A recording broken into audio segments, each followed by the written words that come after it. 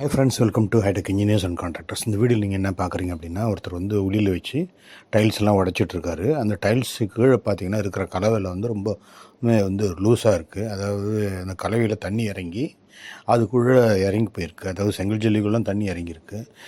இதனால் என்ன ப்ராப்ளம் வருதுன்னு பார்த்தீங்கன்னா, கீழே வந்து ஃபஸ்ட் ஃப்ளோரில் சீலிங்கில் வாட்டர் லீக் ஆகுது. அதே மாதிரி வால்லையும் ஓதம் காமிக்குது. இதுக்கு என்ன பண்ணியிருக்கோம்னா, சுற்றிலையும் ஒரு டைல்ஸ் ரிமூவ் பண்ணி எடுத்துகிட்டு உள்ளுக்குள்ளே வந்து நம்ம டேப்பர் அடிச்சிட்டோம்.